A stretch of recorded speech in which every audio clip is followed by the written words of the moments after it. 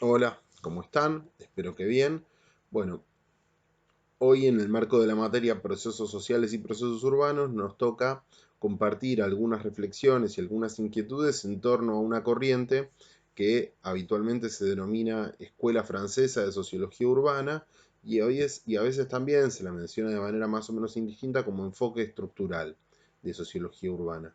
Bueno, un poco la propuesta es aplicar un criterio similar al que hemos desarrollado en el análisis de otros enfoques previos, que tiene que ver con, por un lado, poder presentar algunas características del contexto histórico y social general, por el otro, poder compartir algunas cuestiones que tienen que ver con el contexto intelectual o el debate intelectual dentro del cual esta corriente se inscribe. Y en tercer lugar, recuperar esas dos dimensiones, el contexto histórico y el clima intelectual, aplicado en este caso justamente a, la, a lo que estaba sucediendo en Francia, en el contexto donde las producciones más significativas de este enfoque, o algunas de las producciones más significativas de este enfoque, adquieren visibilidad. Entonces, muy brevemente, para ir comenzando, ¿cuándo surge esta corriente que denominamos enfoque estructural? Bueno, digamos que adquiere visibilidad a fines de la década del 60, comienzos de la década del 70, ¿no? Bueno, ¿y qué sucedía en ese momento? Bueno, si retomamos algunos análisis de esa época, como los de, por ejemplo, Eric Hobsbawm, las décadas del 60 y el 70 en el escenario internacional se caracterizan por consolidar un periodo de crecimiento y estabilidad económica, ¿no? Ese periodo de crecimiento y estabilidad económica, en general analizado bajo las categorías del capitalismo monopolista de Estado y demás, tiene como común denominador un proceso donde se destaca la mejora en las condiciones de vida de las clases trabajadoras y de las clases medias en los países centrales, pero incluso también en muchos países periféricos, ¿no? A partir del acceso al consumo de bienes y servicios que en el periodo previo a la Segunda Guerra Mundial estaban todavía vedados, ¿no?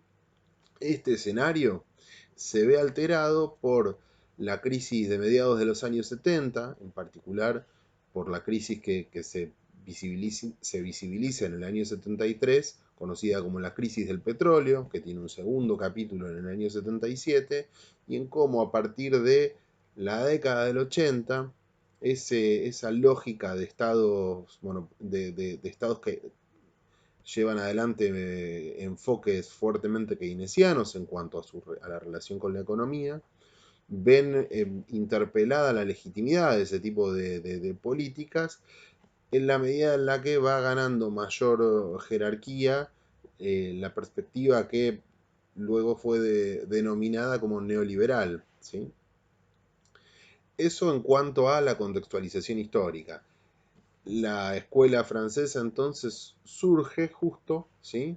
en el momento previo a la manifestación de la crisis de este periodo que Hobsbawm, por ejemplo, llamaba la edad de oro del capitalismo del siglo XX.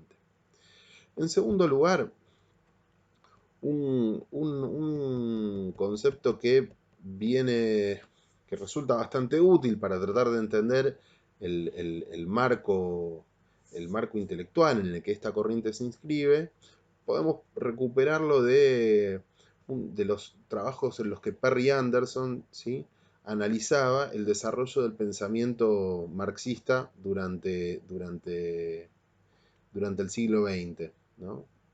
Eh, Trabajos como Consideraciones sobre el marxismo occidental o Tras las huellas del materialismo histórico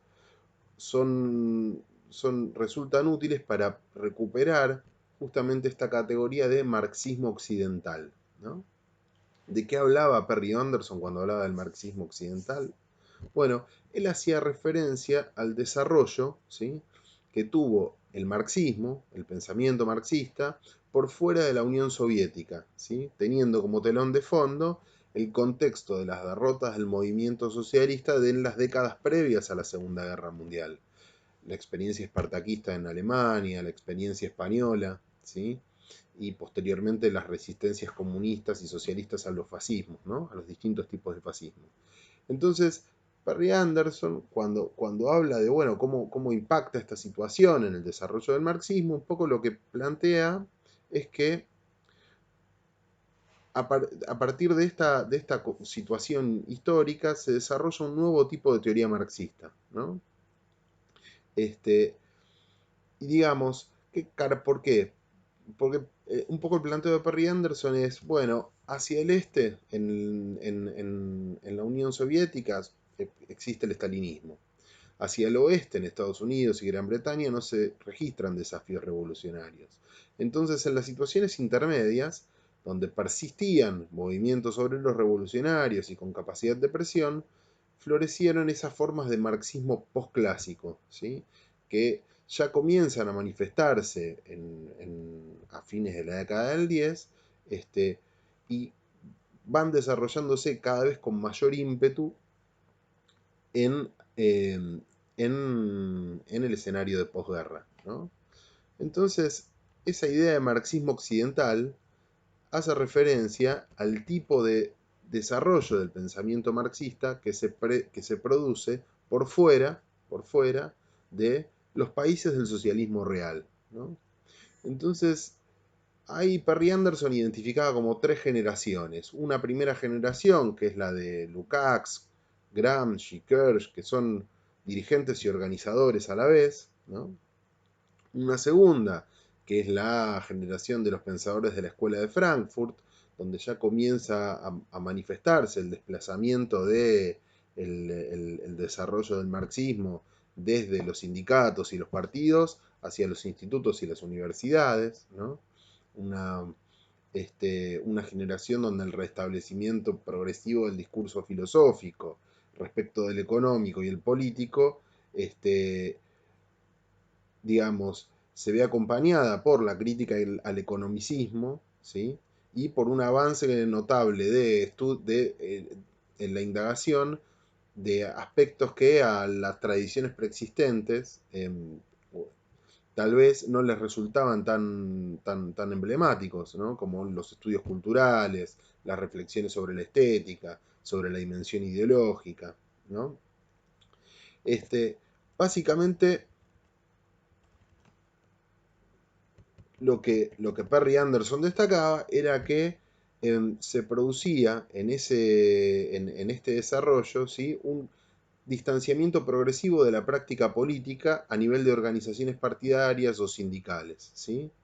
Em, la tercera generación de lo que él llama el marxismo occidental es la generación que tiene en la Europa continental como principales referentes a Luis Althusser, a Nikos Poulantzas, a Etienne Balibar, y en, y en Gran Bretaña a figuras como Edward Palmer Thompson, Eric Hobsbawm, ¿sí?, o Ralph Miliband, ¿no?, por mencionar solo algunos nombres. Dentro de el debate de esa, los debates existentes dentro de esa tercera generación de marxistas occidentales son ya que ya estamos hablando de el debate de la década del 60, es justamente el contexto en el que, o el contexto en el que se encontraba eh, el debate marxista, ¿sí?, desde del que se nutre la Escuela Francesa de Sociología Urbana, ¿no?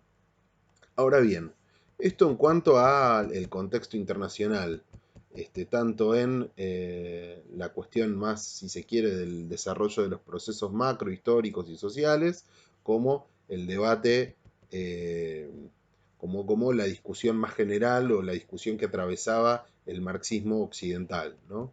Ahora bien, ¿qué pasaba en Francia? Eran las características de la situación concreta en Francia? Bien, em, vamos a hacer acá una pausa para que el video no sea tan pesado.